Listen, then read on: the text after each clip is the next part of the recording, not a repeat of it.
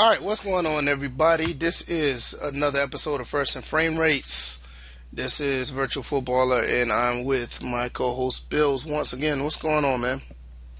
What's going on, people? It's been a while. We took a week off and kind of absorbed everything. We should have kept y'all posted a little bit better, but I mean, we're back and as good as we have been. So, Hey, I'm just be honest, man. We just been lazy. And I'm hey, honest. man, you ain't got to tell the people that, man. Hey, I'm gonna keep it real. Man. We just been lazy.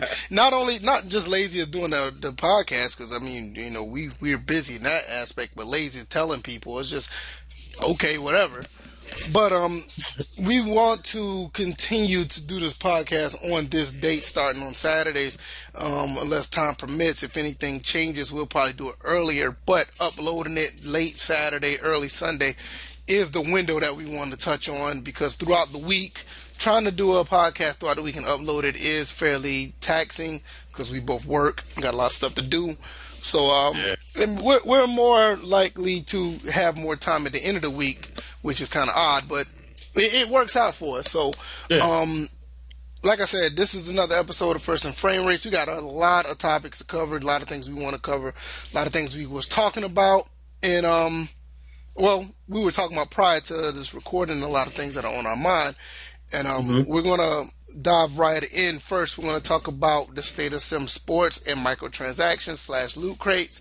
Also, we're going to jump into the NBA because, yes, the NBA season has started. I've been fairly watching it from a distance. A lot of interesting things to talk about, man. Yeah, definitely with that, because I have a few things about a couple of teams. Also, want to talk about the tag on the state of sim sports is the quality of sim racing games, because that is highly overlooked in the sim community, because we tend to lean towards football and basketball. In sim racing in general is like the cream of the crop, which MLB The Show is like right behind it. But the fact that you have so many choices, you know, that's something that you don't hear a lot in sports titles. A lot of choices. That I think that's sim racing games are on top of the simulation sports, but we're going to get into that, and also we're going to talk about why, you know, you and I and others really lean and play offline, and why we feel that a very important aspect of gaming is fading away. So, like I said, we have a lot of stuff to talk about, and we're going to dive right into it. The state of sim sports. We have a lot of people bickering and going back and forth. I mean, it's been going around for years, and honestly, it's kind of sad to a point where we still have that going on. But we have a bigger issue going on with simulation in our sports gaming and money. Because we see it a little bit in 2K, and we see it a little bit in Madden, where these games are and could be geared towards simulation, but we have money coming in, and it's involved with Madden Ultimate Team. We also have it in with My Team, and with the news of EA shutting down one of their studios in favor of microtransactions and loot crates or whatever, and you have other games that are doing it as well, that's not EA. Could this be the end of a lot of simulation stuff that are implemented in games, and single player games, as well as offline gaming? So I'm going to get your thoughts on it first, Bills, and then I'm going to talk about this what this is, a link that I have right here.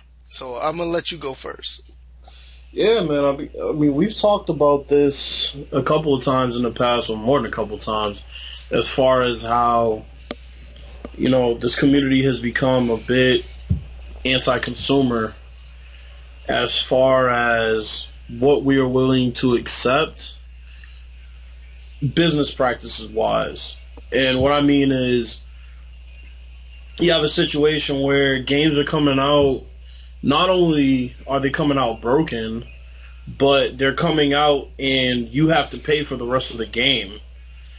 and you have to pay for content that should be free, these are things that are pushing the sim, community and the sim industry as far as sim gaming in a direction where soon we aren't going to be getting those sim aspects because the game is going to be so driven towards microtransactions and things of an online nature rather than, the typical single player gaming experience that we've loved for so long. I mean, people need to understand that once you have that model, even online in general, simulation is thrown out the window. Unless if you're playing in a league or if you're playing with like-minded people, you're not going to get that experience. And you have millions of people that are getting online, and you have marketing deals, and you have situations where they push, oh, buy this, buy that, boost up your player this way, boost up your player that way. Before you know it, people like us are just going to be flat out standing in the cold because we don't get down like that. We grew up in a situation, in a time where we wanted to play a game, learn how to be good at the game with our Yep. own skill, and Hmm. master the game. Nowadays, you have just straight, hey, buy this, buy that, get a subscription to this, DLC that, loot crate this, boost up your player that. In 2 days, and sometimes in 2 hours, you got people who are just beasts at a game because of those aspects, not because they know the mechanics, or not only that, they don't know the aspect of or the art of the sport. So therefore, Hmm. you have these cards that are in Madden where you have running backs, or you have receivers, or you have quarterbacks playing safety, doing all this crazy stuff, and in the name of fun, which is fine Right. because video games are supposed to be fun. But why these games are being touted as a simulation game, and then you have this stuff going on? I I'm mean, we have a situation where we are in the we're in the generation of babying people and making money off of them being impatient and making money off of them not wanting to get good at a game. yeah, basically not being unskilled, you Yeah, know. and now it's to the point where there is no gap as far as who's good at the game, who's not, because I mean it's hard to tell who's good at a game and who isn't when all they have to do is spend money, money that somebody else isn't willing to spend, and their team will be better or their player will be better, and it makes it an uneven playing field, especially when that person sucks at the game to begin with. See, that's why I say a lot of people that are in the sim community need to take heed to this, because people want this being done in their franchise mode. They want this to be done in their play now. They want this, that, and the third to be done. But all the while, yeah, I've been noticing it for a few years now, but a lot of people don't really talk about this, that these aspects have not been pushed for years. They haven't been talking about these modes. Every time you turn around, it's somebody playing against somebody. Let's go ahead and let's get these loot crates up, or let's get these packs in, and all of a sudden everybody just want to level up and be good by playing, paying a lot of money, not necessarily picking a team and learning the scheme of that team, learning that playbook, or learning how to use a certain player against another. It's not even about that anymore, which it to me it ruined the sport in general.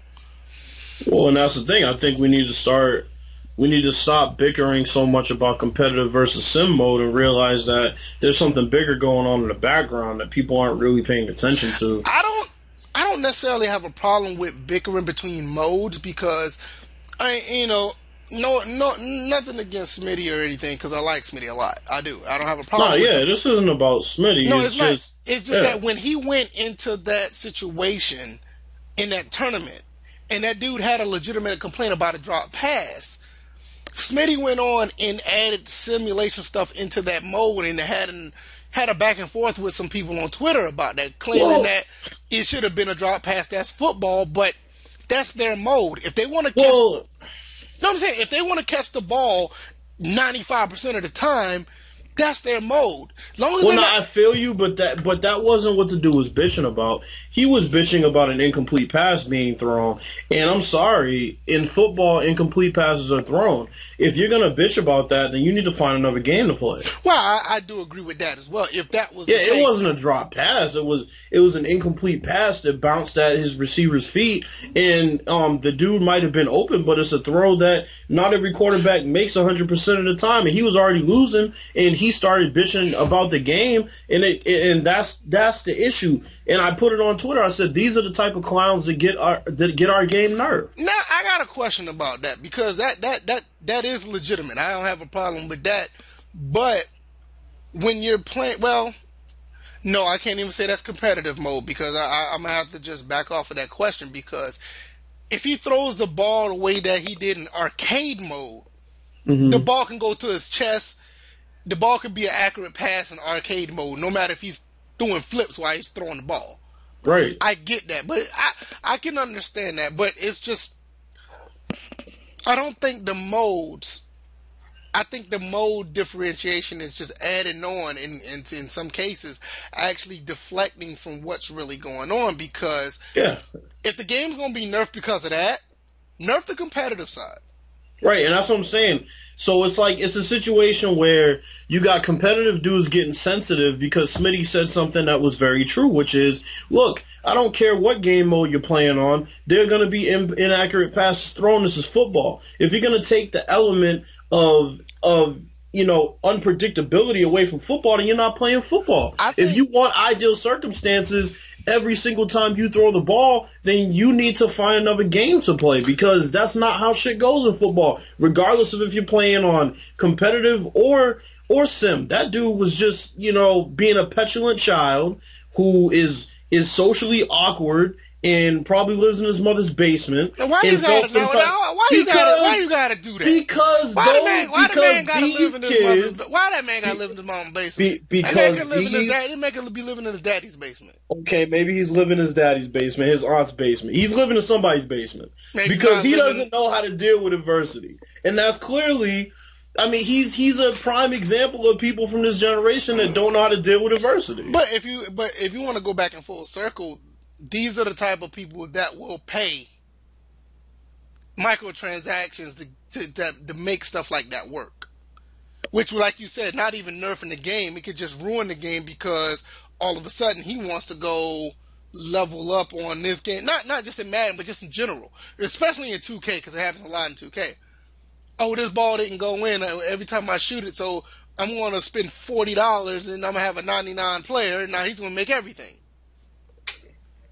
That's what I'm saying. Yeah, me, you, and Kia talked about this at length about how these dudes feel so entitled and they can't deal with throwing an incomplete pass. They can't deal with a receiver dropping a pass. It's crazy to me, bro. It's just like they act like petulant children when shit like that happens. It's like get over But yourself. see, like I said, this is what's ruining. This is what's ruining the whole situation when it comes behind these microtransactions, or you talk about um, the loot crates in other games or whatever the case may be. Because now, I mean, we looking at the fiscal year 2017, and I have the link right here, and I want to jump into this before we jump another topic. EA, if themselves, and I'm not going to talk about other companies because I'm pretty sure they're somewhere around this area, or they're making a ton load of money. EA earned $1.68 billion dollars in microtransactions for this fiscal year 2017. So, with that 1.68 billion. So, with that being said, you look at the plight of gaming in general, and we as simulation gamers that want to play sim, I truly believe that right there is going to continue to climb, and for us, we're definitely going to be put out in the cold. I don't see us really being a part of this unless we decide to get some type of monetization of CFM or Play Now, and they'll find a way to try to get in our pockets that way. Which me personally, I'm totally against. I don't see myself paying for anything like that. Yeah, I mean, it's a situation where, as a whole, the gaming community has kind of let itself get into the situation where there's no turning back. And the only way that we can unify and, go against DLC and microtransactions is to all agree that we aren't going to participate in them, and that's not going to happen because when has the gaming community been unified in anything? Not only that, the reason why you won't be unified is going to take that one or two YouTubers that will push that type of content on their video to tell everybody that it's cool to buy this stuff for a CFM, or it's cool to buy this stuff for a Play Now, or it's cool to buy this stuff for this mode or that mode. And before you know it, everybody's going to jump on board because they want to be like that person. Yeah. And once that happens, the bottom falls out because there will be no reason for CFM. There will be no reason for Play Now, because you're going to have those modes. Don't get me wrong, they're going to be there. But every time you turn around, you're going to have a prompt to buy this, prompt to buy that, and it's not going to be an enjoyable experience. It could get to the point where they may not even want to put it in the game at all. I mean, be honest with you, why not? You look at a CFM right now, I mean, people want it, but if the investors who just made $1.68 billion say, look, cut this, we're going to put our money somewhere else, Madness is going to be a big tournament game. And you kind of see that now with, they advertise it, they put it on television, they put it on Twitch. You see, it's everywhere now. So with that being said, I said this earlier, I think that Madden, maybe 2K, because 2K does a really good job with their mode. As far as their My League mode, they do a really good job. But with them, they do something pretty brilliant, and I'm gonna touch on that in a second. EA may push CFM maybe next year or the year after next. They may do it one more time, and then after that, you may not see another push on it ever again. Well, let me ask you a question. How do you think that tournament gamer bitching about throwing an incomplete pass, what do you think that does to change people's perception of the game, and how do you think the devs react to it? I think people's perception of the game is going to think that the game is terrible because he felt that he lost. I'm just talking about the average gamer, not us, as in, we know what's up. But when you talk about the average gamer that want to sympathize with him, they're going to be like, oh man, this game is broken. He can't throw a regular pass, which the average gamer don't realize setting your feet and stepping into your throw means so much in real life. In simulation football, that means so much. They're not going to comprehend that. They're just going to be like, oh, he pressed the button, he should throw it, it should get to him, he should catch it. It's going to look negative on them. Now, on the devs, they're stuck between a rock and a hard place because you don't want nobody in those tournaments complaining, for one. Nope, not on. I won't call it national TV, but I mean, close a enough. lot of people are watching it. Close enough. I mean, if you're on the internet, you might as well just say you're on national TV. Anything on Twitch, you're on national, because everybody across the country can see it. Everybody around the world can see it if it's on Twitch. And they're stuck between a rock and a hard place because they don't want them complaining. And if they scale it back to make it more sim, we'll be happy. But if they cater to them, we won't be. So it's like a back and forth. They have to find a way to balance that. I said years ago, they need to just make a whole different game for them and make a whole different game for football. I don't see. You just made $1.68 billion. Yeah. Another game is not going to hurt. It's not going to hurt. I agree. Just make a simulation Madden game and make a simulation Madden Ultimate Team game. Not a simulation Madden Ultimate. That's a contradiction. Simulation Madden game and a Madden Ultimate Team game. Let them have it. I understand they're trying to tiptoe around it by giving us different modes, but modes are leaking into one another, and it's a disaster. No, yeah, it really is, and it's to the point where it feels like the game is for one group of people, and that the other group of people are just going to have to try their best to find their niche or get in where they fit in, and that's never how a video game is supposed to be from a sports aspect. No, Because if no. you are a complete sim game, then there should be aspects for, you know, everybody as far as the modes are concerned. Oh, absolutely. I agree. And like I said, that's one of the things that is just not being put out there for us, because when you look at other games, they have those type of things. I mean, I think shooters do it the best. They have totally different type of modes in each game that caters to people, and it just works. Um, even with NBA 2K, they don't even have separate modes. They have separate modes that you could play like in game, like a simulation slider or whatever. But those things tend to rear their head in the game as well. That's totally opposite. Live, the special thing about live is, and nobody really talks about this. The game plays very well, but you can play that game sim, but they're not even pushing sim. They want you to buy those packs. So it's like under the radar, they're kind of like already there to where they want you to spend your money more than what more than the disc that, or the digital download game that you buy, Yeah, I which think is, Live is setting a precedent that, look, we want you to buy these packs, but understand if you buy these packs, you're going to have to play sim. We're unapologetic about making a sim game. And right. that's what I respect about Live is they are unapologetic about making a sim game. They see their problems, they release an update, they're fixed the very next time. I just played Live the other day. The game is really, really good. Not too many complaints I don't think anybody can have about the basketball aspect of it, Yeah, on the other court. Yeah, than on the court. depth. But Yeah, yeah, on the court, you're playing basketball on the court. It plays fantastic. It is almost similar like the Street Fighter V of sports games. I mean, exactly. the fighting in Street Fighter V is great, but the content is like either not there or it's not being worked on.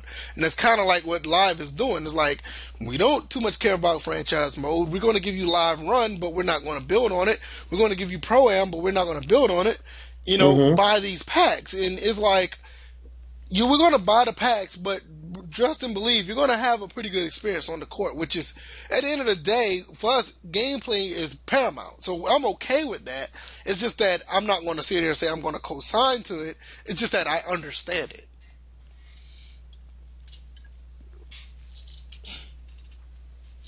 So that's where I'm going to, No, I feel you. I that's where, definitely understand. yeah, that's where I'm going to just stop, stuck, that's where I laid along with Live. But one thing about 2K, before I get off of this, which is brilliant, they have a really good franchise mode, a dynasty mode or my league. Great. They have Hmm. but the thing about them is you get rewarded. You get rewarded for winning games, losing games, or whatever, just by winning games, losing games. You get rewarded with VC. So it's like Hmm. with them, it's like you don't necessarily have to buy to level up. So Hmm.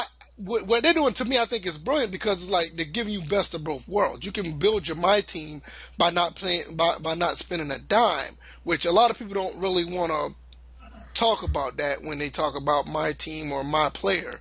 They don't want to talk. They think you always have to spend money, which people just want to spend money because they do it faster. So it is what it is. But at the end of the day, I think it's just a bad idea overall, because it's yanking the essence of the sport away from the game. I So agree. that at the end of the day, that's the main thing about it. So um, that's our main problem with it. The next topic I want to talk about the NBA, and I'm going to send it off to you because you've been following it more than I have, and you can give us your thoughts about the NBA and how do you feel about the season starting and everything Hmm. about that. Yeah, I mean, the NBA season is off to a pretty crazy start. We already had a bunch of return games and rivalry games, players facing their old teams.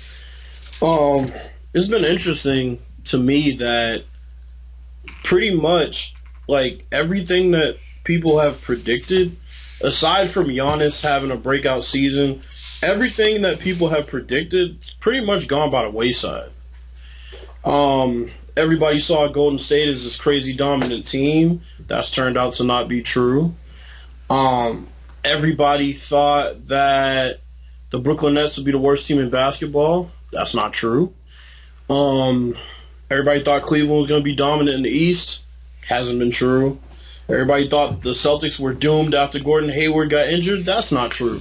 So, I mean, I think we're getting a lot of good surprises as far as the season so far and how it's going. I mean, we have a bunch of players who are surprising us, and then, you know, of course, we got players like Ben Simmons, who everybody expected to be a beast, and he is a beast.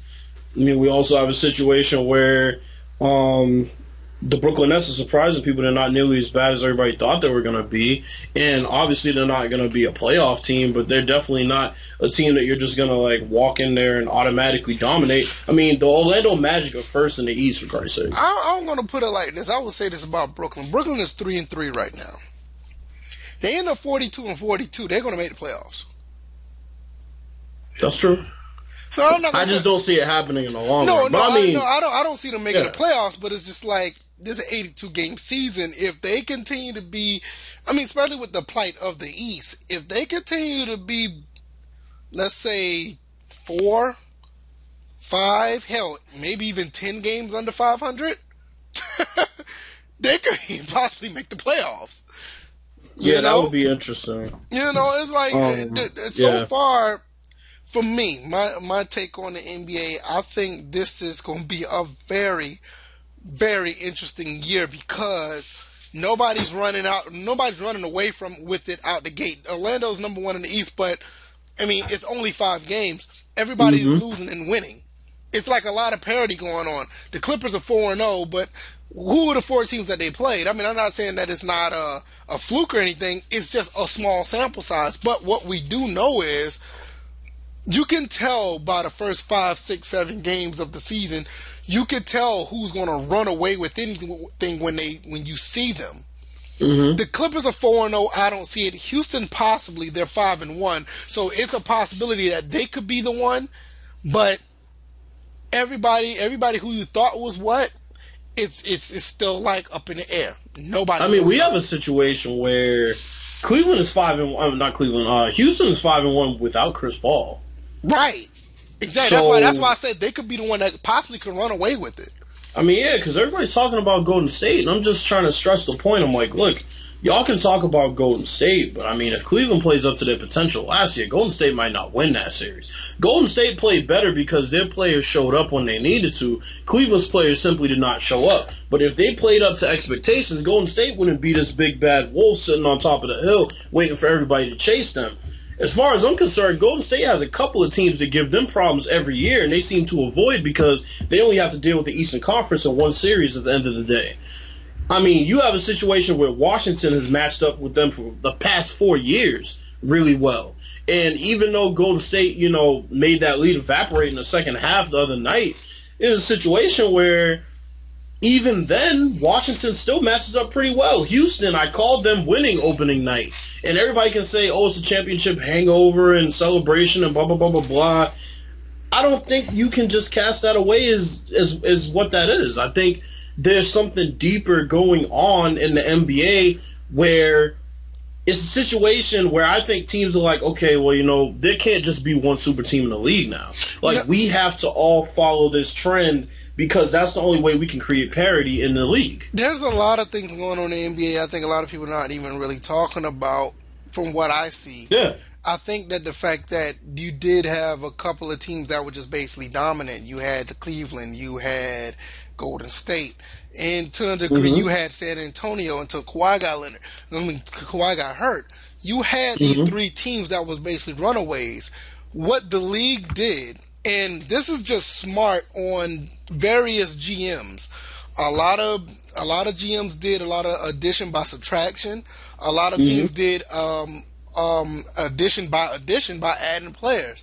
Some people have gotten together that wanted to be on the same team and actually want to play together, not just saying that it's totally different when people want to play to win a championship instead of people wanting to play together. And I think that's the last 3 years in Cleveland was kind of like that. They Right. went. They went in there to want to win a championship. For all intents and purposes of what people may say about Golden State, Golden State got together because they wanted to play together. And if you really, Genuinely. and Yep. if yeah, and if you really see how they played, you can tell. I mean, Yeah. because when you want to win a championship, especially from a team that wanted to win a championship, you had Steph and Clay and Draymond. They were the big dogs of that team. You know what they Hmm. did, which nobody really talked about? They basically deferred to Kevin Durant. That rarely happens on a team that was already established like that. Steph Curry didn't win that championship. I mean, he contributed. Hmm. You know, Clay, he contributed. Draymond, he contributed. But they let it be all about Kevin Durant. Yeah. For me, honestly, I give Steph Curry a lot of credit for that because you don't get that anymore. But I mean, Right. that's just going on a different tangent. When you're looking at the other teams in general, you see what the Clippers did. The Clippers got rid of Chris Paul, which to a degree, like I said, they did addition by subtraction because with And him, what'd you say? I think you went out.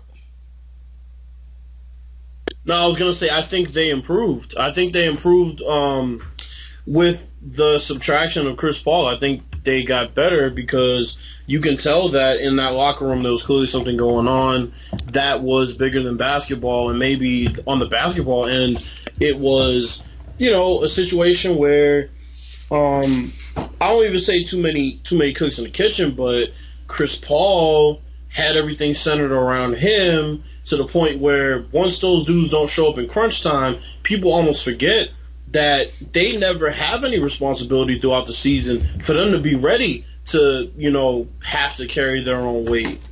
Right. So it's a situation where now Blake Griffin's coming into his own. He was already a really good player, but now he's clearly the best player on the team. They're winning games, and they're winning games without who people call their best player, and it's because I think they genuinely enjoy playing with each other. The thing about Yeah. Blake Griffin is Blake Griffin. He's come into a much better player than he used to be because he was just all about dunks.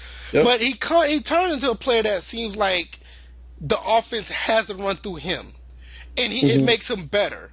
And I think that's what you're seeing now because when the ball was always in Chris Paul's hand, it was very difficult for the offense to run through anybody. And, Yep. it's not a knock on Chris Paul. It's just that you're dealing with you're just dealing with the type of player that just doesn't work with those other players. Yeah, he's very ball dominant to the Right. point where it kind of stagnated. It kind of stagnated Blake's growth as a player because everybody's surprised like, oh, Blake Griffin can dribble. Oh, he can do this. So he can do that. It's like he's been able to do those things. He's been able to do that since Oklahoma.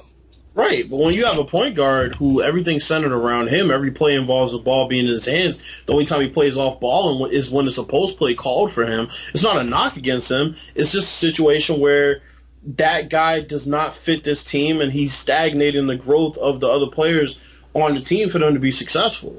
Right. Yeah. Oh, go ahead. No, I was going to say, in a situation that you were talking about as far as genuinely wanting to play alongside each other, you have a situation where Minnesota's going through that right now. Can anybody watch Minnesota and say that they genuinely want to play alongside each other? Right. I can't. Right. Exactly. I can't say Jimmy Butler adds an element to that team to where they actually want to play alongside him. I think Wiggins and Karl Anthony Towns are sitting there thinking, look, bro, we had something good going prior to you getting here. I think I think what they did when they got Jeff Teague was brilliant. They needed that kind of point guard because Rubio was Jeff Teague could do more than Rubio do. I get that. But when they traded for Jimmy Butler, I never was I'm a Bulls fan. I never was a fan of it, not just because he left the Bulls. It's just like, why?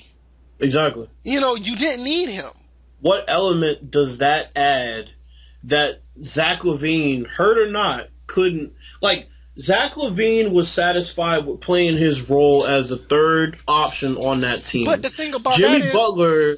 the thing about that is they could have traded Zach LaVine for something totally different. They didn't need to get because you got Wiggins or LaVine. Take your pick. Which one you want? Me Mm-hmm. personally, I'll take Wiggins, trade Levine off to somewhere else. You still got a good team. You add Jimmy Butler to a situation where you I ain't gonna say you don't need him. It's just that he's not the type of player that you want. I mean, because it's just not the type of player that you want on the team because it's not a bad player. It just doesn't fit what they have. Well, and then on top of that, I mean, if people are going to use the example of a playoff pedigree, let's be honest. Jimmy Butler played like a fraud last playoffs, and he played like a man that knew he was leaving. So I haven't seen Jimmy Butler perform in the playoffs yet. If they think they're going to get to the playoffs and all of a sudden Jimmy Butler is going to be the best player in the team, they have a rude awakening coming. Yeah, that is true. I don't care whether Thibodeau's there or not. I mean, because that is true. Because if you think about it, when they were in the playoffs and Derrick Rose was semi-healthy or healthy, Derrick Rose carried that team to as far as he can go. And even then, when Derrick Rose was gone, you know who the guy who was carrying that team before he got hurt? Rondo. Yep. Rondo was balling his ass off. Rondo and Dwayne Wade. Yeah. Mostly, and Paul Zipser. Yeah, exactly. And mostly it was Rondo because, you know, Wade couldn't do everything, but Rondo and Wade played very good together. And it was like, okay, Jimmy Butler's going to get his 23, but it's going to be a quiet 23. Right. You know, but who was trying to keep the team in game? You know, so like, I totally agree with you with that. And it's not a knock on Jimmy Butler. It's just that you got so much potential. And to me personally, I think he's like wasting away at it in Minnesota because right now they're 3-3. There's not too much going on with the team right now. They could be better based on what's on paper, but I just think that it gets to the point where it's possibly he could have just stayed in Chicago or they could have found a better trade partner. Yeah, because I'm saying, looking towards the future, I think they took a bit of a step back because now the basis of their team changes. They're going to try to run through Cat and what's his name, and Butler. Right, and Wiggins is left out in the cold when he does all the dirty work. And he don't deserve that. Right, that's what I'm saying. I mean, it started with Wiggins and Cat. Right, and I mean that's why I said Jeff Teague being a veteran point guard that actually can facilitate and score, not to the degree that are the point guards of today are. Jeff Teague is kind of like of a throwback. He plays he plays with a little bit of, you know, thunder and lightning. He has a little bit of explosiveness, but then again, he's going to give you 7 or 8 assists and about 15 points. With that team that they got with Cat and Wiggins, that's all you needed from him. But see, my only issue with Jeff Teague is he's another dude that's a fraud when it comes to playoffs. But see, that's the thing. The team that he's on now, you don't need him to be anything. When he was in Atlanta, they needed him and Paul Millsap. They needed that from him, and that was just nothing but a bunch of coaching that did that for them. Coaching did that for them to be as good as they were in the playoffs. It wasn't him, but I mean they needed it, and it just didn't work because without the coaching, you get what you got in Indianapolis. Right. You see what I'm saying? And if he just, you know what, you don't have to do nothing, but just get your shots when you need to, which he's a fairly decent shooter. Pass the ball to the guys who can score, Wiggins and Cat. You're good. But here's the issue, though. My issue is with Jimmy Butler being added, it ruins it. You should have Rubio. I can agree with that. Trading away Rubio makes this roster, you know, it takes a step back because now it's a situation where Rubio doesn't have to just be a pick and roll point guard. He's a great distributor. He doesn't have to score. He can give you 5 points. You know what he's going to give you. Yeah, you basically got a clusterfuck. Exactly. You know, so now you got 4 dudes that need the ball, and you have a situation where, I mean, defensively they'll be fine, but now they're kind of top heavy. Yeah, I totally agree with that. So yeah, I mean, it's not a very good situation for them to be in. Looking towards the future, I would say they should stick to Wiggins and Cat because, I mean, I've never seen 3 superstars who just came together that young. I've never seen them work.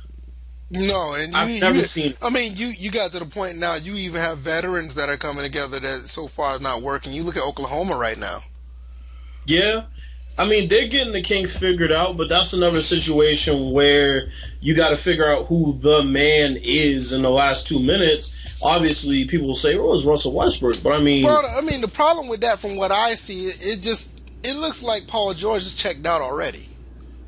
I mean, yeah, 5 games in, it's just like he's checked out, which is yeah, unfortunate because it's like you got a pretty decent team that you can make some noise. Honestly, that team right there could go up against Golden State and give them some problems. yeah. But see, the thing I was looking at was like, see, their team. It's a situation where if you go to the park or you go to the gym and you play with that team all day, you're not gonna get them off the court. But over the course of an 82 game season, when they run into teams that they can't just dominate with those three, and you have a situation where you have to look at matchups and exploit them, it's going to be difficult to put those egos in check, especially with two dudes who are coming from a team where they were, I won't say undervalued, but they weren't happy. Now it's a situation where you put talent on the team and say, okay, I hope you guys can win.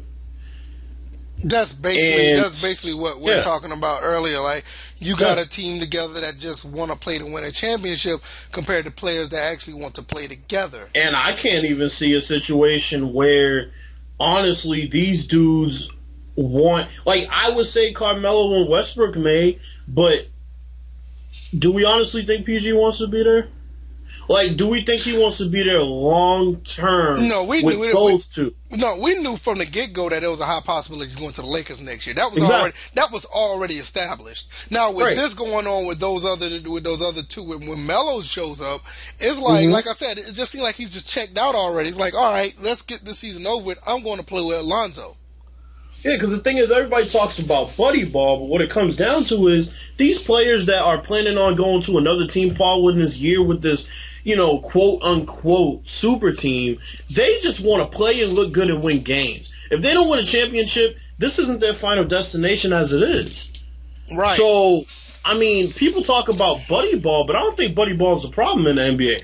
I think the issue is that the reason these teams started getting together is because these GMs did not have the foresight that the GM of the San Antonio Spurs and the coach, Greg Popovich, had. I'm gonna tell you so now something. they had to counter it. Let me tell you something. The GM of the Spurs, and not a lot of people don't give these two teams a lot of credit.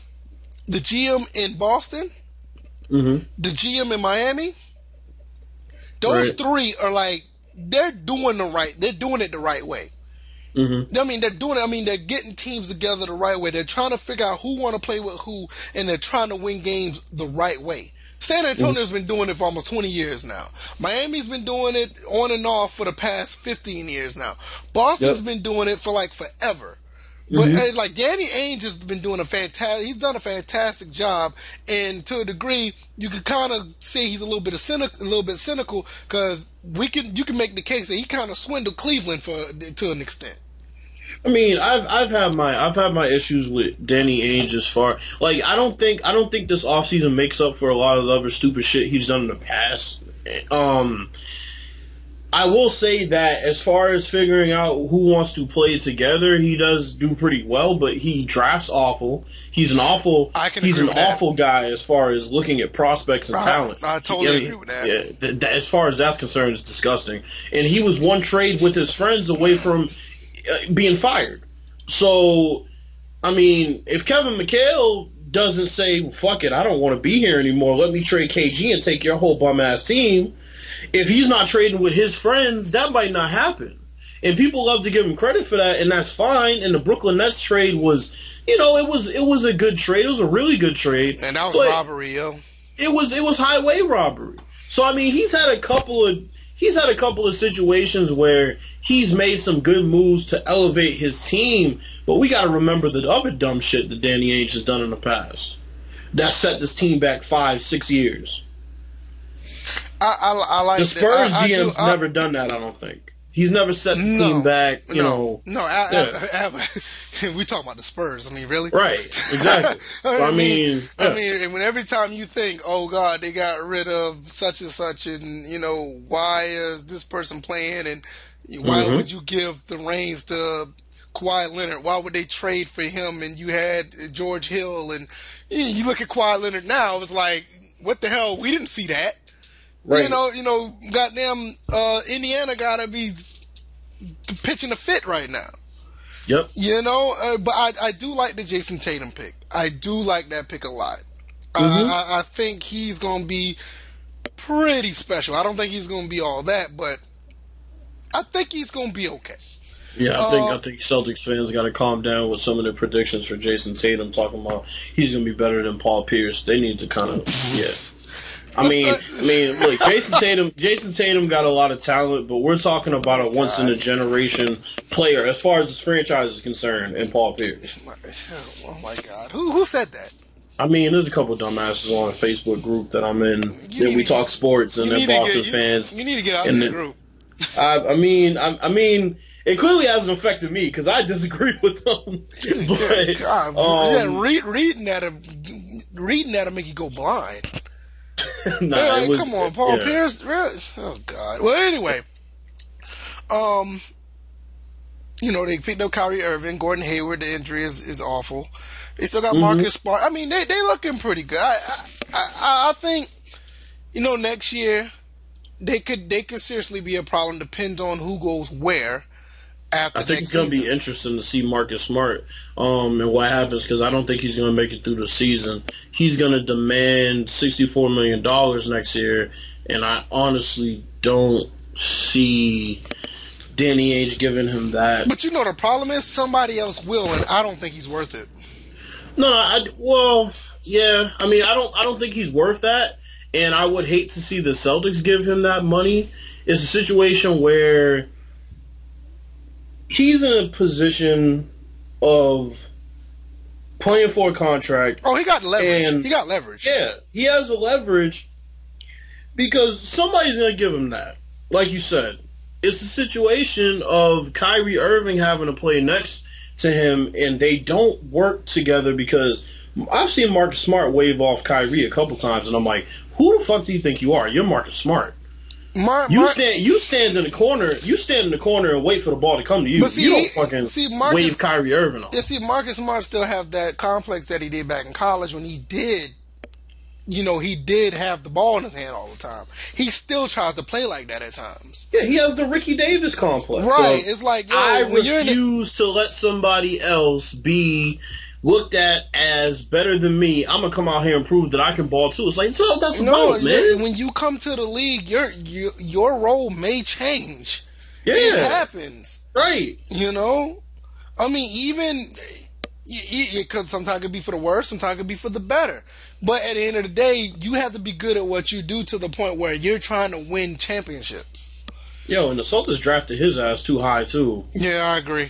But that goes back from what he did in college. It was all Marcus Smart was all hype coming out of college, and it's not bad. Yeah. It's not bad hype because he's a good basketball player. He was something that he was something in college that he's not in the NBA. Yeah, and that's basically what got him drafted that high. You can look at other players that was like that. Oh man, what's that kid name that got drafted? He played for the Heat that one time, that point guard. Oh, what is that? He was number 13 for the Heat. Shabazz? Yeah. He's another one.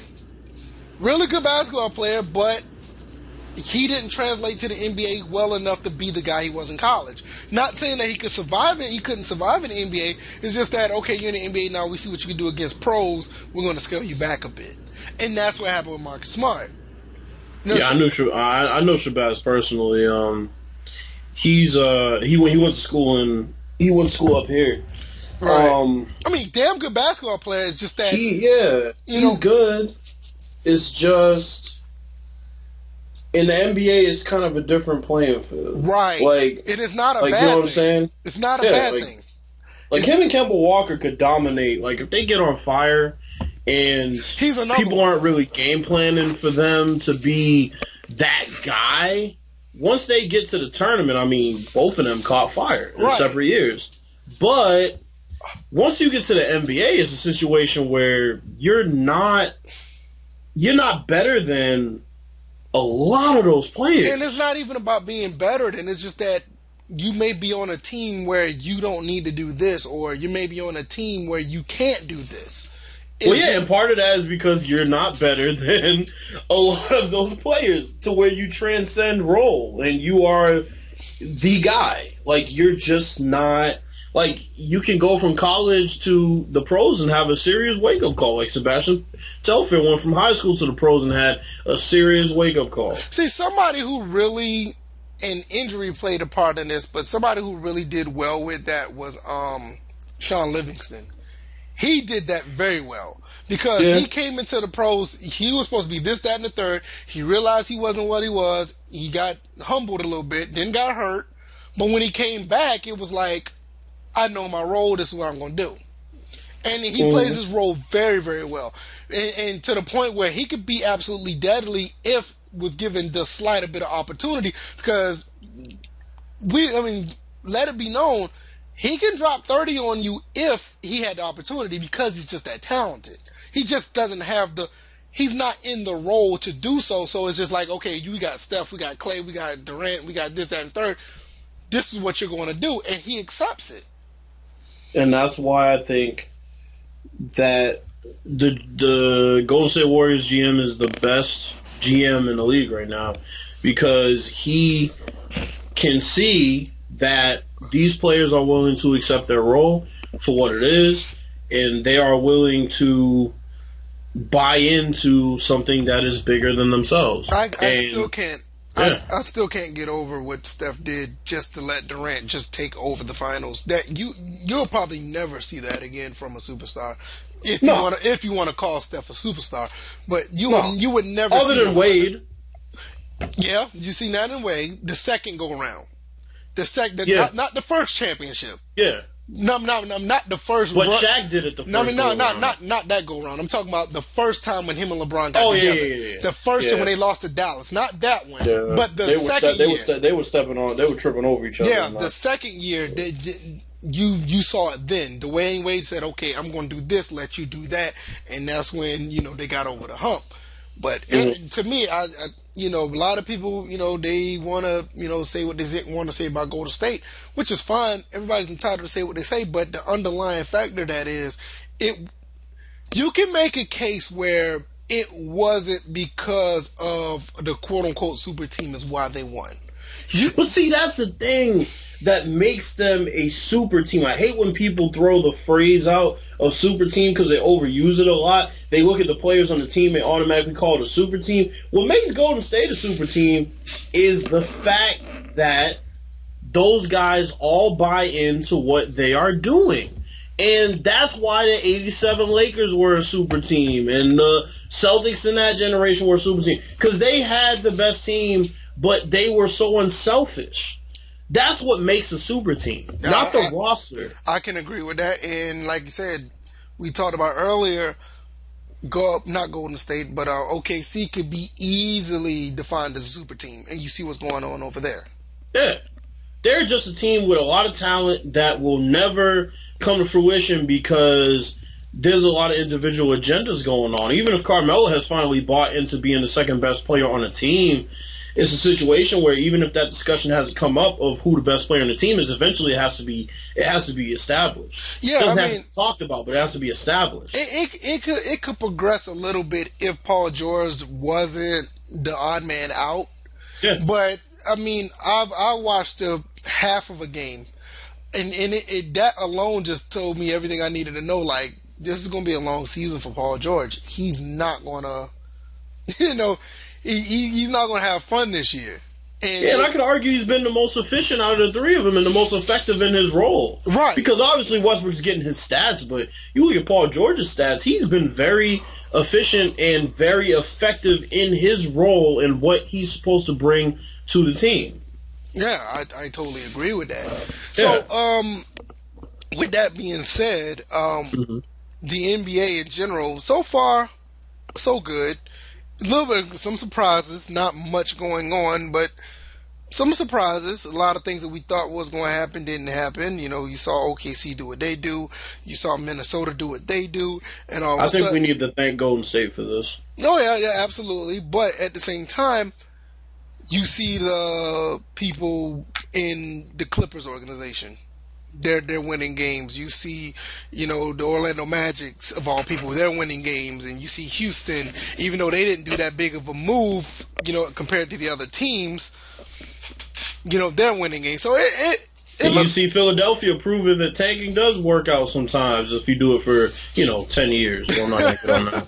Right, you're right, but I mean, I think overall, throughout the season at least, this may be something to watch compared to the last few years when it's just like it'll wake me up in May and June. Oh yeah, So. Oh, it's definitely not that type of season. It's definitely not that type of season. No. This is not the season to bet on the NBA. Right, I totally agree with that. I totally agree with that. We're going to slide over a little bit to some more of real life sports before we jump into the actual the last couple of things about gaming. We're going to talk about the NFL a little bit. Midway season is coming up. I mean, everybody's 7 games in. Next week will be 8 games in. What are your thoughts about that in general as far as what's going on in the league? Football-wise, anyway.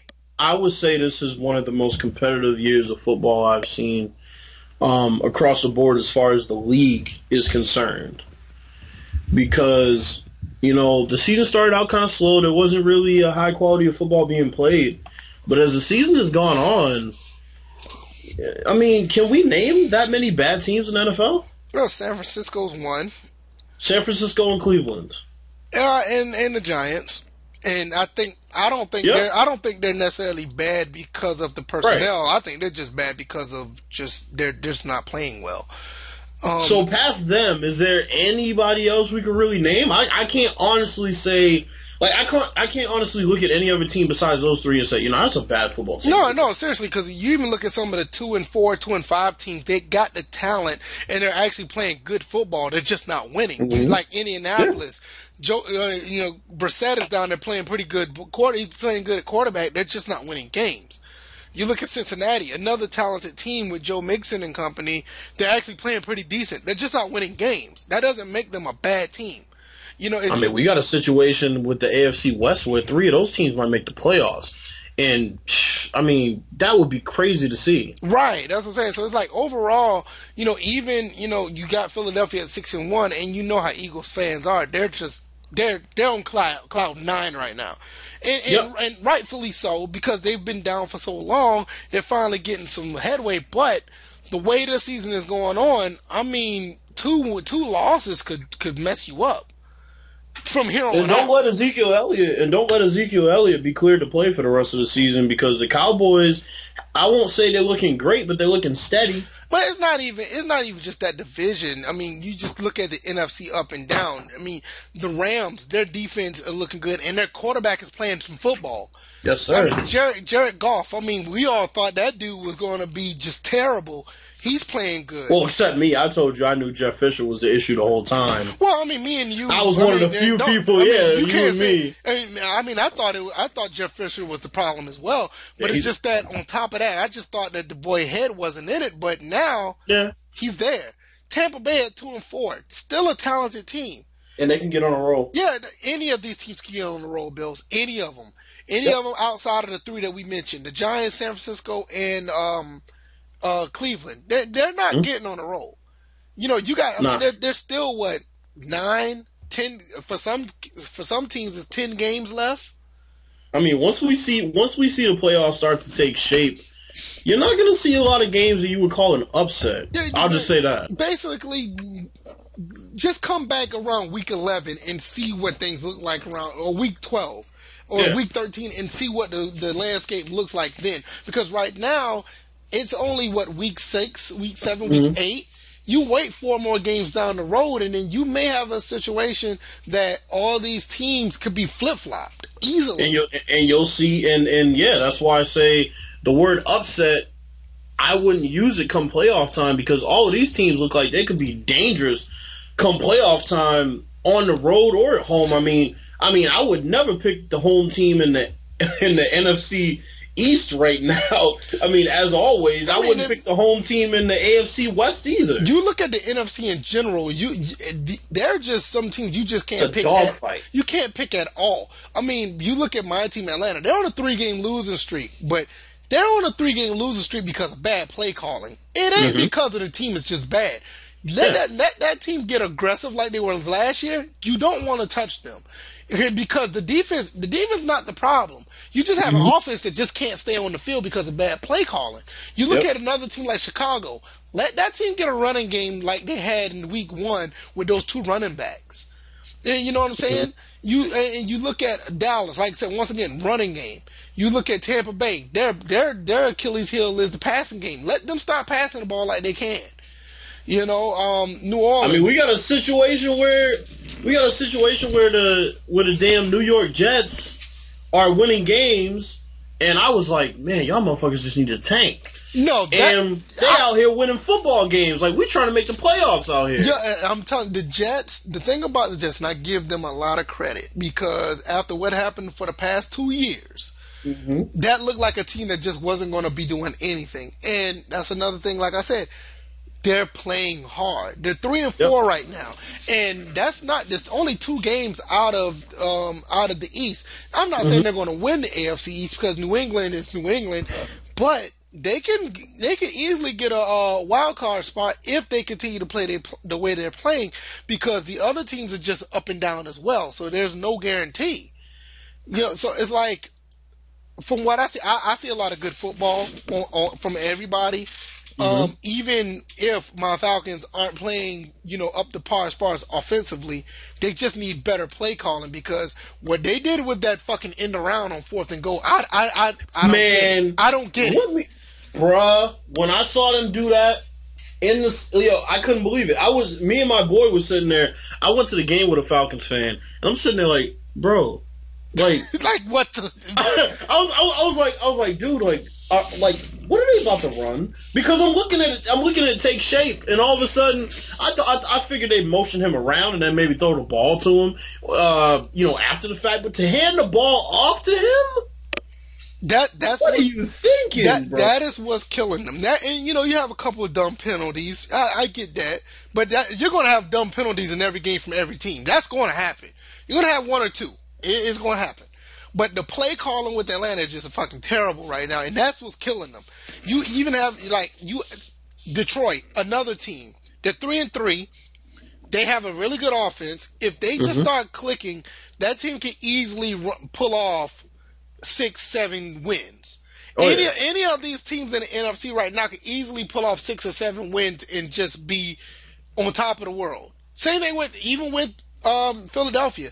They could pull off another 6 or 7 wins and only have 1 loss. I mean, I remember how much quality there was to the playoffs last year, and I would say that there's not going to be a drop off this year. No, because I remember the Kansas City and Pittsburgh game. That was a damn good game.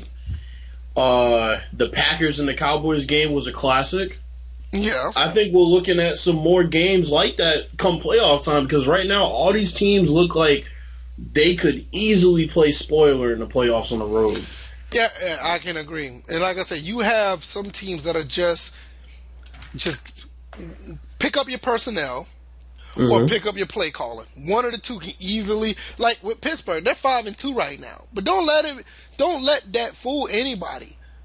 Pittsburgh Big Ben just need to fall back a little bit and not turn over the ball. If he do that, they're off to the races. But you know what I'm saying? It's like every single team has a legitimate argument for what they're doing, pros and cons, both ways. They have a legitimate argument for either way of being successful or failure. So I'm loving what I'm seeing in the NFL. I think it's a really good product right now.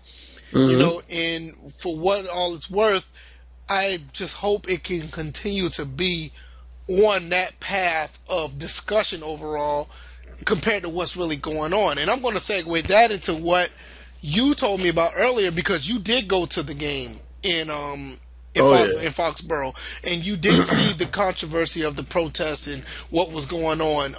Like, a lot of people don't go to these games a lot. A lot of people can't afford to. Some people just choose not to. And some people see it on TV, That's just what we do. Hmm. You saw it firsthand.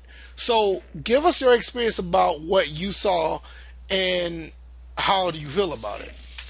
So the first thing I'll say is they did a presentation with the the military prior to the game. They came out, they took a lap around the field. I gave a standing ovation along with my boys throughout that whole thing, and then they brought the breast cancer survivors out, did the same thing. This is before the game. You know what I'm saying? We're there fairly early. I think the game started at 8:30. We were there around 7:10, and they had that. They had that whole presentation. Everything was cool. Okay, so then the stadium starts filling up. All right, whatever. So we had already said we weren't going to stand during the national anthem. We already had that. Like, it was set in stone. And then, they did the presentation beforehand and everything was cool. And then once they got to the national anthem, we sat back down. And boy, oh boy, did these white people start spazzing. When I tell you these people acted like I just took a piss on their lawn, like, bro, you would have thought I was talking about their mothers right in front of them. You would have thought they said on the PA system, if you are in favor of sexually assaulting children, sit down. And I sat down. That's what you would have thought happened. Mm-hmm. Okay? So I did a video throughout the whole thing, the whole national anthem. You could hear in the background people cursing at me. My cousin had people putting middle fingers in the middle of his video. He had it on selfie mode. All types of crazy shit. And there was one dude in particular that was about to get knocked the fuck out because he just wouldn't stop. And I was like, bro, like, you acted real courageous in front of your girlfriend. I'm not going to knock you out in the stands because I saw what happened with the dude at the Panthers game, so I'll just meet you in the fucking parking lot. Of course, he left early, but, he's a bitch. Anyway. But yeah, so in general, there was a lot of anger towards me basically sitting down for the national anthem. And it's bitterness that I really just don't understand, because if I'm not bitter for you standing up, why should you be bitter for me sitting down? Like, it's crazy to me, and it was crazy to be in that environment. And then on top of that, aside from that one dude I'm talking about, everybody else was cool after the game started. So it obviously wasn't as serious as they made it out to be. They just, like, the initial response was, oh my God, I can't believe you're sitting during the national anthem. I'm so tired of this happening. Yeah, we'll get the fuck over it. Like, it's to the point where there's so much intolerance in this country that people are pretty much just programmed to have that reaction when you sit down. And then once they sit back and realize, well, this person's not putting a fist up in the air with a leather glove and saying Black Power. He's not putting a fist up in the air and saying Black Lives Matter. He's not saying fuck the anthem. He's not saying fuck the flag. He's just sitting down peacefully. And they realized that and said, like, this dude, there's nothing wrong with this dude. He feels that type of way about the anthem, and that's the way he's going to feel. Aside from that one dickhead in the crowd, everybody else is pretty cool after that. I think the situation with the whole anthem thing, I mean, we talked about this before. It's just the whole situation just been hijacked. And it has gotten away from the real issue. And it has put a lot of people in a tough spot. It's putting the players in a tough spot. It put the owners in a tough spot. It put the NFL brand in a tough spot. It's put people in a tough spot. You can blame so many factors with it. You can blame the president definitely for what he put his nose into the whole situation. You can blame people who are pushing the issue a little bit too far to actually have direct dialogue with people who would more open-minded people who would come to the table to discuss the situation. And I know this is not really popular, and we didn't say we're going to get into it as much. I kind of blame Colin to a degree, because he was not definitive with it in the beginning, because when you kneel for the anthem, a lot of people thought it was a slight against the military, and it took him a while to actually to explain that. Well, by the time he explained it, the fire already got out of hand. And Hmm. it's not necessarily his fault because it's really not his fault because he does not have to totally explain how he feels, because at the end of the Right. day, the actual America in general is built on freedom of speech. So if he decides to do that, it's his right. But Hmm. at the same time, it's like when you are trying to say it's not about the military, it's about police brutality, it's that and third, and you know how people feel about that. And then after, by the time you say that, people already took it the wrong way. I mean, personally, I always thought that it could have been addressed a little bit easier for the situation to be actually talked about the right way. Because now nobody's even talking about inequality. Nobody's talking about the problem with the police departments. And to be honest with you, the fact that nobody's talking about that, nobody's actually even taking steps to actually make that a possibility to get police departments involved to do better. Weed out some of these officers. Find out what's up with these officers. And these type of officers don't need to be on the force, because we don't need people dying in the streets because these officers had a bad day or they feel like they have a superiority complex or this, that, and the third. So they feel that they need to do this to a player, not player, do this to an unarmed black man or unarmed citizen. It's just not right. So that's the main issue that we need to be focused on. But the fact that the way it is now, you have to deal with stuff like that when you have to go to a game, and it's not Yeah, I fair to mean, I you. think it's. I think my overall issue with the whole thing is that people are trying so hard to water down the message with saying, "Oh, it's the military." It's never been about Right, the military. It's right. never been about the military. They're pulling that out of thin air because they need a response to a protest that they, quite frankly, they don't have a retort to. See, And that's what pissed me off about the whole thing. Well, you know, stand up for the military. and It's see, just like and it see, sounds so dumb. right, and see, the thing is, when you try to get it back on track and what it was all about, when Colin Kaepernick tell people what it is, people are ignorant. They don't even want to listen to that at the point, and And that's the that's what problem. goes back to, and it goes back to us talking about people being voluntarily ignorant, Right. out of sight, out of mind. I refuse to look at things from your point of view. I will only look at things from my point of view. I will be voluntarily ignorant. I don't care what you have to say. I don't care about your lifestyle. I don't care. I don't want to know. That's how people are. It just sucks, and it's terrible that it has to be that way. But I don't know. I just, like I said, at the end of the day, I hope it gets fixed, because a lot of people don't want to talk about this as well. But you have people, businesses trying to pull out of the NFL that don't want to do business with them because they can't resolve it. That's one of the reasons why they're having these discussions in New York now and trying to bring players to the table to get it discussed, because money is getting funny now, which is sad that it shouldn't take that. But I can really see that the NFL could possibly implode on itself to the point where nobody, not even gonna say nobody, but a good bit of their fan base may not want to watch because of they can't get their asses together. And it fucking sucks, because we just talked about how well the NFL is being played right now, with all these teams are basically 500 or slightly below or slightly above, actually vying, fighting for a decent NFL, playoff spot. It's Hmm. good football out here, and it's just being watered down because of it. But we're going to continue to monitor that and see how it goes. And I appreciate you letting us know about your experience.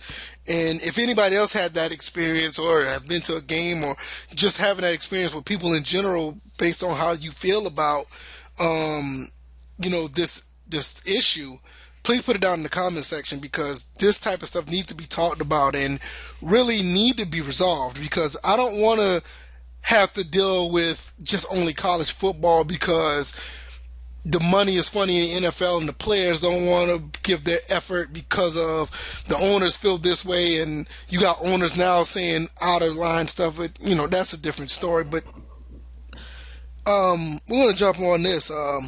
Hmm. How you feel about these racing games out here? We have Um, a lot of yeah. racing games, even some games that have been out a few years, and still has a lot of content in them. that, even though if you buy the sequel to the game, you're not really losing because you have the older game, which is quite remarkable nowadays with these racing games. A lot of sim racing games are pretty much the cream of the crop when it comes to sim sports titles. Mm-hmm. What are your thoughts about these sim games, well, these sim racing games out compared to what we have in other sport titles? I mean, I think it's a situation where I know I keep saying that phrase, but you have Gran Turismo. They kind of went the route of a Madden, and they don't have a career mode that is, or a campaign mode that is an offline mode, which is pretty bizarre. Very. That They they never don't did have that. one. Yeah, they never Yeah, did that. right. And then But you have but Forza. the racing in the game is actually pretty good. But it's just that the Oh, it's content. amazing. Yeah. Yeah, it's amazing. I mean, I love the game. The game looks beautiful. It runs beautiful. It sounds beautiful. It's just when you lack that campaign mode, it kind of takes something out of the game for me because I don't really want to play online, especially not a racing game. Right. Like when you have when you have a game like Forza that uses AI from racers online and kind of puts that into their computer controlled cars, and then they start racing a lot more dynamically. It's like, what reason do I have to play online? Man, let me tell you, man, that game. Forza 7 is on a whole new level, bro. I thought they couldn't get any better with Forza 5 and Forza 6. Forza 7 is a very, very nice racing game. Very nice. I am thoroughly enjoying that game a lot, and I can't put it down. I've been playing it pretty much on a daily basis since I got it day one. Even if I go and run if I do one race a day, that's what I've been doing, and Mm-hmm. I've been enjoying it. Um, I didn't get Project Cars 2 yet. I do still have Project Cars 1, which I don't think you have any reason to, bro. I'm still enjoying Project Cars 1. Mm-hmm. I'm thinking what else. I don't like the way the business model of Gran Turismo Sport is. So I went back. I've been playing Gran Turismo 6. And still been having a blast with that. Another fantastic sim racer. But like I said, it's like in general, these games, Assetto Corsa, iRacing, R Factor, Race Room, I mean Project Cars 1 and 2, GTR, I mean, and those are games that are on Steam that are Automobilista. I mean, you have a lot of sim racers out here, tons of them that are just sim to the core. Mm-hmm. And if anybody have not experienced these games with a racing wheel, you're missing out. And I know a lot of people can't pull that off. They don't have the space. They don't even want to deal with the peripheral using Mm-hmm. a racing wheel. But if you can set up a racing wheel and play this, play any of these games I mentioned with the racing wheel, you probably would never want to play that game any other way again. But it's just that when you look at these games and you look at a Madden and you look at 2K, you look at MLB, you look at FIFA, you look at PES, and like I said, FIFA, PES, MLB the show, 2K to an extent, Live, Madden, they have their some aspects in it, but there's nothing compared to what these racing games are doing. I mean, the DLC, even though it's kind of intrusive, it's not Mm-hmm. really intrusive. It's more like you're depriving me of stuff that was in older games. It doesn't take away from the actual experience compared to other types of DLC and microtransactions. The games are just, I don't know. I was like, why none of these other games are just like trying to build their game on a sim level like that? What is the problem? Yeah, I don't get it either. I mean, these racing games are evolving to the point where you're looking at Forza. I mean, well, they call it dynamic weather. I can't necessarily call it that. That's how they phrase it. I will say the weather in the game looks very good. That's all I'll say. The weather in the game looks very good. And the sim aspects they have in there, the options that they have as far as, having the damage not just aesthetic, but actually take a toll on your car, tire wear, and the assist that you can turn on and off, depending on your skill level. there are so many things in that game. And then on top of that, you get to grind and grind and grind to get new cars, and you don't have to spend money. That's what we want out of our sim football and sim, other sports games. You That's have what we want out of those games. you have to grind to get better. You have to Yeah. grind to earn stuff. That's what gaming. That's what I built. That's what it was built on. That's what gaming was built on. And I'm all for that. It's just that the fact that we go back to the microtransaction thing. You don't get that anymore. No. And it sucks. I mean, I love going to play Forza and getting this car, getting that car, or even with Forza 7 now, even if you don't even play the game, if you go back to the game and play, your like you said, your AI is being put in other games Mm-hmm. for other people. You get credit for that, and you get virtual money for that. So when you come back, you'll see a prompt saying you got 9,000 credits for being in X amount of your AI being in X amount of races. Mm-hmm. That is so awesome. They just don't. That I like that kind of stuff. Yeah. So I'm all for what they got going on as far as Forza. I haven't touched Gran Turismo Sport yet. I'm still debating if I'm gonna buy it. I want to play it because of the driving mechanics, but if it don't have the modes I want, I'm like, Gran Turismo 7, where are you? You know, um, Yeah. I I got. mean, that game is. It had a chance to be a really great game. So, do you think that this was the real Forza? Do you think this was the real Gran Turismo 7, or do you think this was just an outlier that they put out there?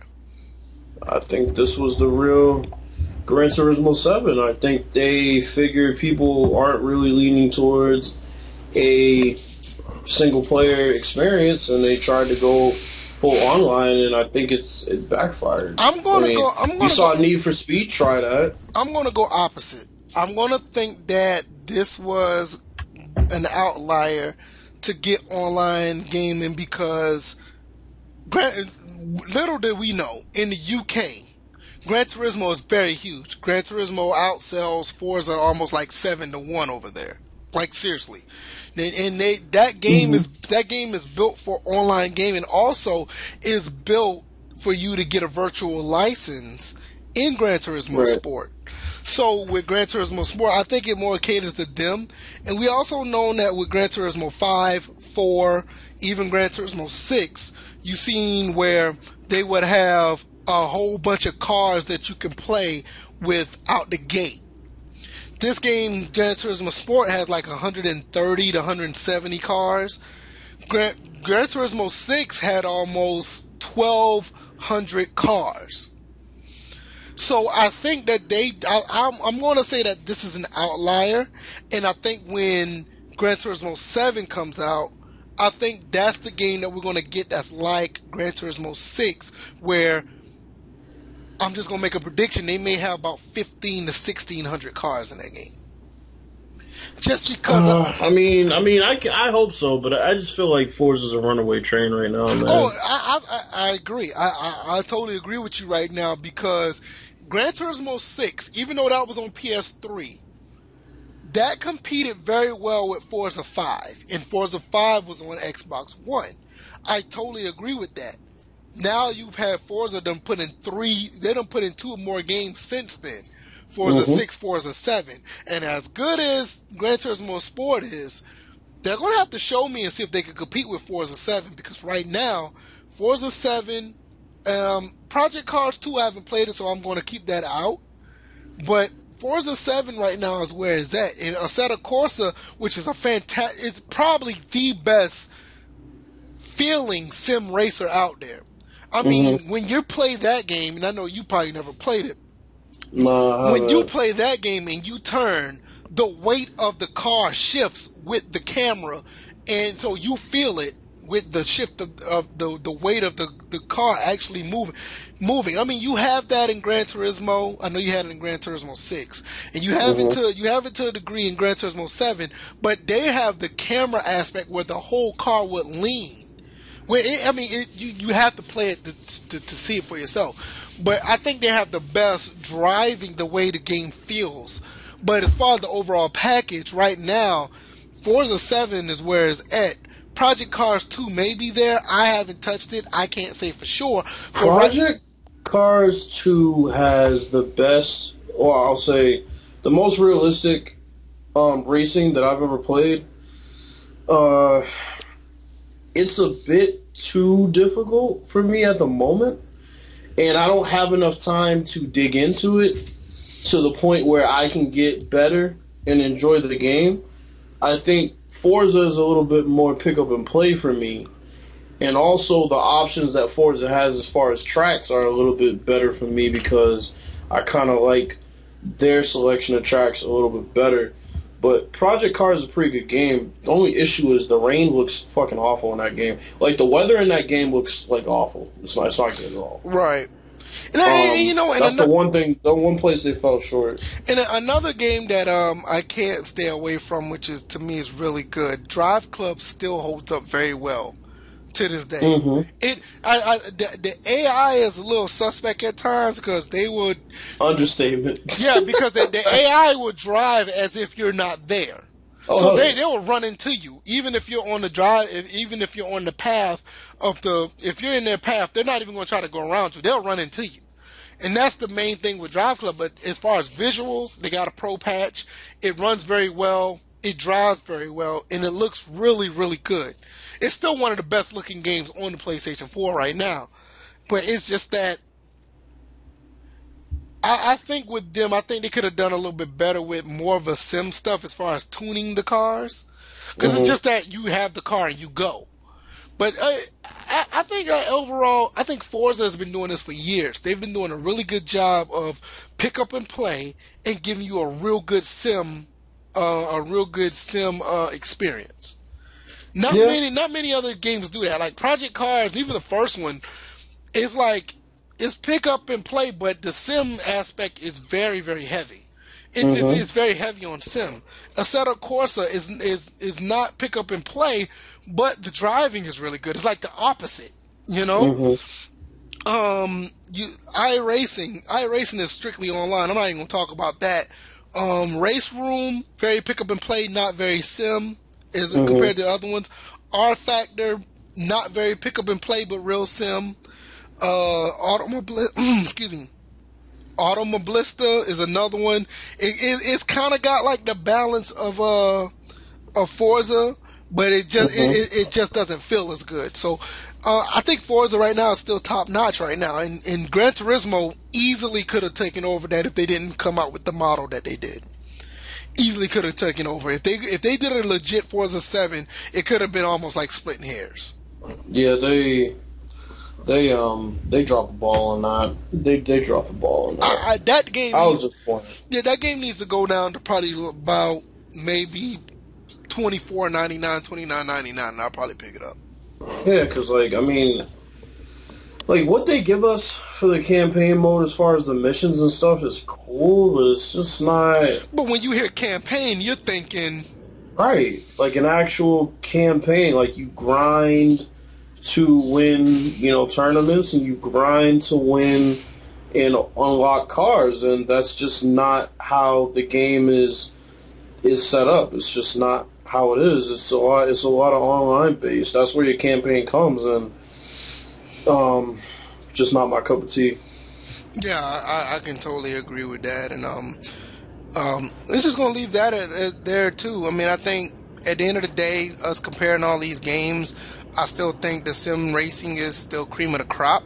As far as Hmm. simulation sports games, I don't think you can get any better than what they're as far as sim sports right now. Other games need to step it up. Um, Offline for life. We're going to end it with this. Offline for life. We've been catching a lot of flack for this, man. I mean, we're going on Twitter that people think we're attacking them, and they thinking that Uh, that we don't understand why they play online. But I guess I'll take the lead on this. Why we play offline and why we feel it gives us the best experience. First of all, You're not dealing with servers. Yep. Long as you're not dealing with the server, as long as the game's not tied to the server, you're dealing with the strict gameplay that the developers made. Therefore, you have to learn how to play this game and be good at it, and you can't blame nobody but yourself. Number two, when you're playing against someone else, who knows? They may not even play Sim. They may try to play a game. They might try to play your favorite basketball game like NBA Jam. They might try to play your favorite football game like NFL Blitz. And you're upset. Not only that, while you're playing them, you're still at the mercy of the servers of said game.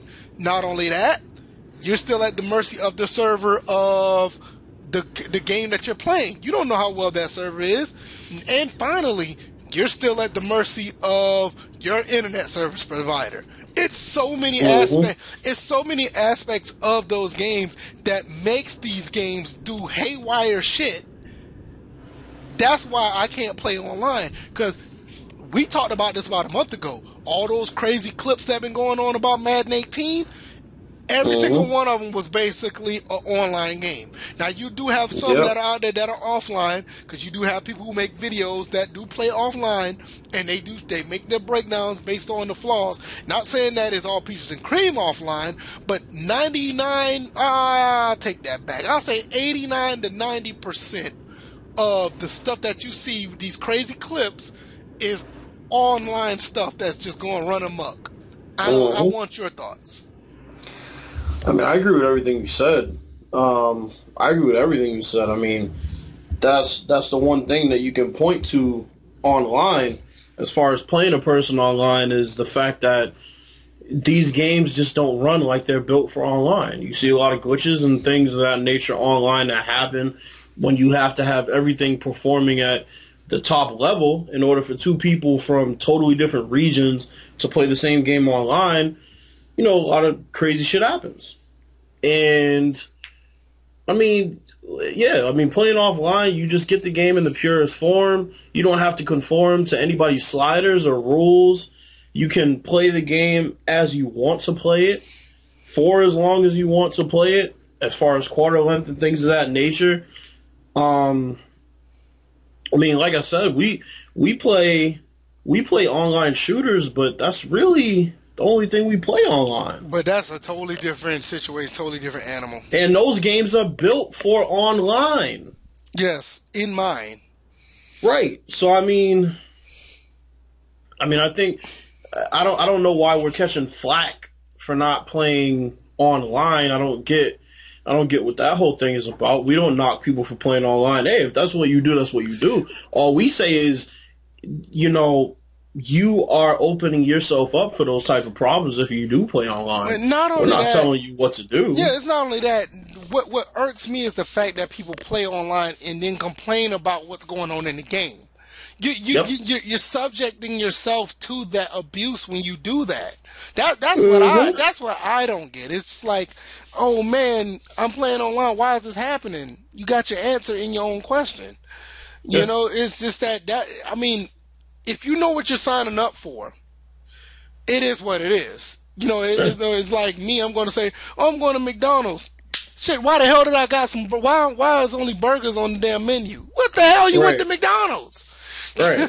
You know, exactly. You know, it is what it is. So it's like, for me, I don't have a problem with people playing online or not. It's just that know what you're getting into, because me personally, I know how to make a game work for me where it's very challenging offline. Very challenging offline. And for me, it's just, I've been having a blast since my younger days. I'm from the old school where I played NES, obviously played the Nintendo offline. And it was that I just learned how to master the game and be good at them. And I still play like that to this day. Not only when it comes to, just sports titles, just, you know, it's everything when it comes to all my gaming. And people don't get it misconstrued. It's like, we agree that the game should function as well online as it does offline. But that's just not a situation that, you know, is, or I don't say possible, but that's just not how things are in reality.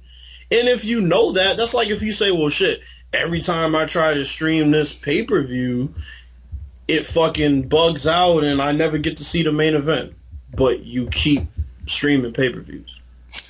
Exactly. I don't Whose get it. fault is that after a while? Is it the person that is providing you that service? Or is it the person that is continuing to indulge in the service knowing that every time they do, their money's going down the drain? Exactly. So I don't get it, man. I ain't just, that just ties into the first thing that we talked about today. It's it's the microtransaction aspect. That's the next step. Mm-hmm. That's truly the next step when you're talking about, okay, it is online gaming. You want to compete, and here we're going to give you this so you can be better. So it all ties in together.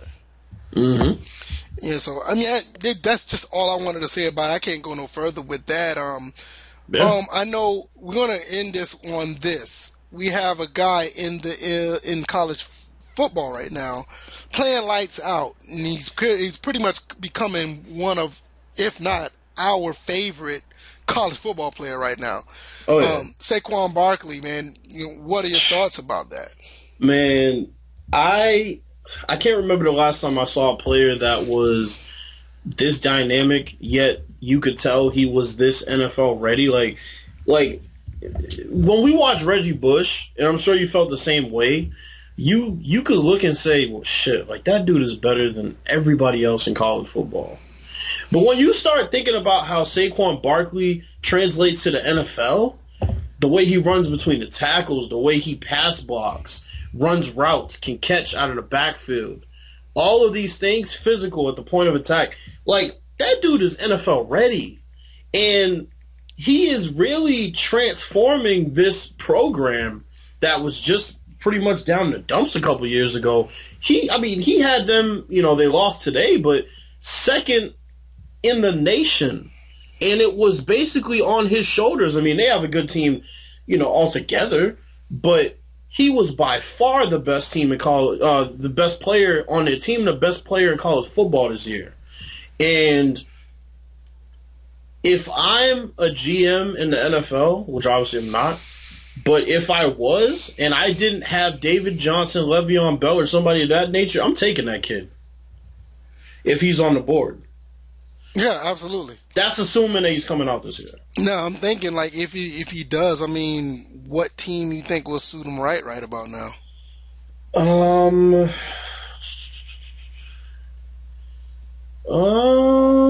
mean, there's a lot of them. I mean, I could look at Houston. I don't think Houston will be there by the time he gets drafted. But Right. Houston would be a team that he would fit. Who else? I mean, you're talking about a running back that could do it all. He can run between the tackles Yeah. and he can catch. I'm gonna tell you a few that I could think. I think Houston would be good for him. Mm-hmm. The Lions would love him. Oh, hell yeah. Yeah, the Lions would love to have him. Green Bay would love to have him. I'm not sure if they would. I ain't gonna say they would pass up on him, because he's just too good right about now. Well, because they do have a good running back in that guy James. I think his last name James or Jones or something like that. He's pretty decent, so I can see them why they wouldn't do it. The Giants. The Giants would love to have him. Trying to think. Oh, who else? Cleveland. Cleveland could use him.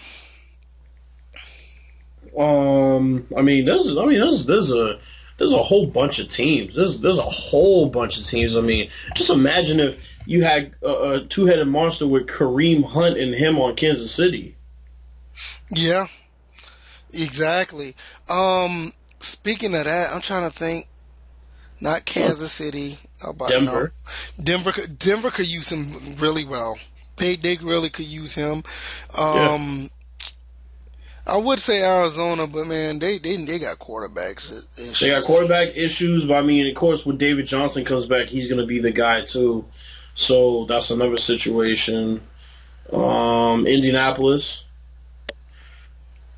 Indianapolis could definitely use him. Andrew Luck definitely needs a run game when he comes back to take the pressure off of him because, quite frankly, nobody's been scared of Indianapolis's run. And Frank Gore's in his last days, even though he's still putting up stats. He's in his last days.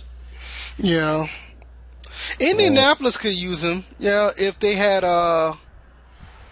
if Andrew Luck was speaking of that, well, no, Andrew Luck's overpaid. They're not going to get rid of him. But anyway, if Andrew Luck's healthy, I think they could really use him as well. I mean, you got about 7 or 8 teams that could use him easily. Not saying to get him just because he's a good runner. I'm talking about teams that actually use him as a need and be successful. And he could probably turn their franchise around. Yes, exactly. That's what I'm talking about. Because it's like you have definitely Detroit. I think Detroit is like perfect. Yeah, that'd be a perfect move perfect team for him because they could use him. I'm trying to think like with all the other ones. Oh my God! Imagine if he went to Philadelphia. That's another one exactly because they're running. I mean, Garrett Blount's there, but shit, no, man. Saquon Barkley, bro. Right, exactly. Ooh, man. That's another team that could use him very, very Washington. well. Yeah, Washington can use him. I mean, he's a guy that really fits pretty much on any team. But if you're looking at a team that he can turn around, I mean, you're pretty much looking at those teams that really lack a run game or have a quarterback that is so dominant that nobody really pays attention to their run game, and it kind of hurts them at times. Right. But yeah, he's definitely a really good player. I mean, some other players I can see coming out this year and making an impact. Josh Rosen has been a bit of a disappointment, but I think he's kind of sleepwalking towards the NFL. He's definitely NFL ready. I don't have any doubt in my mind about that. Same with Baker Mayfield. I think Baker Mayfield's going to be fine. It's just that the fact that since they lost since they lost to Iowa State, it just kind of been like blah. Nobody really cares anymore. But yeah. I think that's just more of a team thing. I don't think it's anything to do with him. I think he'll be fine. Yeah, he'll be fine. Sam Darnold is the question mark to me. That's the one that I think that, I don't think that, as of right now, like he's not going to pan out. And people came out and said he was the best, quarterback in college football. And, I mean, I could name at least 3 quarterbacks I would take over him. Yeah, as of right now. Yeah, I mean, between Mayfield and even look at Lamar Jackson, he's NFL ready compared to Sam Darnold right now. Yeah. I don't know if Lamar Jackson will stay a quarterback when he gets to the NFL. I hope he does because he definitely has the talent to do so. He may have to bulk up a little bit, but he's more NFL ready than Sam Darnold is right now. Baker Mayfield is, and Josh Rosen is. I mean, hell, even a quarterback for Penn State, that kid is really good too. Yeah, I agree. You see that throw he made at the end of that, who did they play? Iowa? The Iowa game? Oh, yeah. Yeah. Man, nice. That kid's a real deal. Yeah, so I think once the college football season continues to wind down, we're going to see who's going to rise to the top. But right now, it looks like it's Saquon Barkley as far as anybody in college football. Everybody else is just rarely being talked about, and I don't know if that's a good or a bad thing. But as of right now, I really, I'm really going to continue to look at him and see where he goes because he's very, very entertaining to watch. So. I really hope they make it to the national championship game or at least the playoffs so I can see him play on a big time, national television. We've already seen him on national TV several times now, but in that playoff atmosphere, I would love to see how he plays because I remember when everybody talked about Maurice Clarett and he showed up in that championship game. Oh boy, Maurice Clarett, what could have been? Absolutely. Yeah, he tried to get greedy, man. Then he got run in with the law. Man, he was a damn good running back, man. He really was. Oh yeah, he had everything. Well, anyway, we're going to almost an hour and 45 minutes. We're going to close it up, and we touched everything. I think this was a very successful podcast. I appreciate everybody who actually was patient with us and want us to continue the podcast, even though we never said it was going anywhere. Well, people started Mm-hmm. panicking a little bit, but like I said, man, we just have things going on, and we're going to try to continue to do this Saturday, early Sunday morning type thing, see how this goes. Because the middle of the week, like I said, is a little tied up for us, but Mm-hmm. everything's all good, and I don't have anything else to add. You want to add something before we close? Man, that's it. Just please continue to support not only VS channel but in general this podcast, and once again give us feedback. Anything we're doing well, you can compliment us on, but more specifically, constructive criticism is definitely welcome.